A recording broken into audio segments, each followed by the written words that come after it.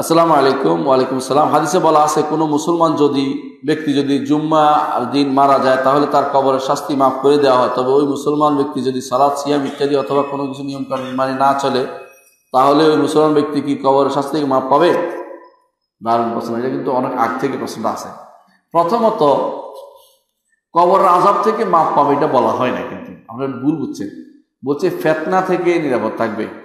ফেতনা অর্থ হলো পরীক্ষাটা কষ্টটা সে পাবে না যদি শুদ্ধ হয় হাদিসটা। অধিকাংশ ইমাম কিন্তু হাদিসটাকে শুদ্ধ বলেন নাই, শুধু শাইখুল আলবানী হাদিসটাকে শুদ্ধ বলছেন। তো এই হাদিসটাকে শুদ্ধ ধরে নিলাম শুদ্ধ, তাহলে হাদিস যেটা আসছে এটা কবর আযাব থেকে না, বলছে আমিনাল ফাত্তান, অর্থাৎ ফেতনার মধ্যে থেকে কবরের শাস্তির প্রথম যে পদক্ষেপটা এটা কি পরীক্ষা, প্রশ্ন, পরীক্ষাটা থেকে সে বাঁচবে কিন্তু আযাব থেকে বাঁচবে না। তার আযাব হবে। যদি কাফের হয় সে তার তো আযাব চলতেই থাকবে, একটু বন্ধ হবে না। এইটা হচ্ছে যে ব্যক্তি ঈমানদার, অন্য কিছু করে না, অন্যায় করে নাই, তার পরীক্ষা থেকে সে বাঁচবে, এটা অর্থ উদ্দেশ্য। এটা অর্থ গুনাহগার বান্দাকে আল্লাহ তাআলা এই শুক্রবারের কারণে শুধু বাঁচিয়ে দিবেন তাহলে এটা কিন্তু ঠিক না। তাহলে মানুষ সবসময় শুক্রবার আসলে কইতো যে আজকে আমার ওষুধ বলা করে খাওয়াই যে মরে যাই যেন নাকি, অথবা তোমরা সবাই মিলে শুক্রবারে মরা, এটা উদ্দেশ্য না। শুক্রবারে মরলেই আপনি কবর আযাব থেকে বেঁচে যাবেন, কথাটা ঠিক নয়। এই কথাটা যিনি এভাবে অনুবাদ করেছেন ঠিক অনুবাদটা হয়নি। অনুবাদটা হবে যে ফিতনা থেকে বাঁচাবে ওই ব্যক্তিকে যে ব্যক্তি অন্যান্য জিনিসে সে তার পরিপূর্ণতা আছে। অনেক হাদিস আপনি পাবেন যে হাদিসে বলা হয়েছে যে ব্যক্তি লা ইলাহা ইল্লাল্লাহ বলে জান্নাতে প্রবেশ করবে, আছে না? আছে না?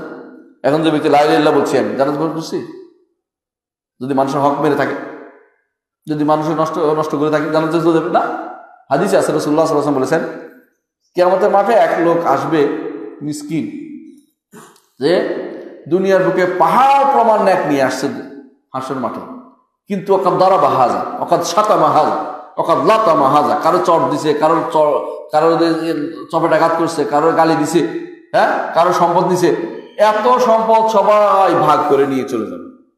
বলছে এ হলো মিসকিন, এ হলো কি মিসকিন, এ হলো মিসকিন। তাহলে দেখা গেছে লা ইলাহা ইল্লাল্লাহ বলার পরেও কিন্তু জান্নাতে প্রবেশ করতে পারে নাই। উদ্দেশ্য কি? ঈমানদার তো সে।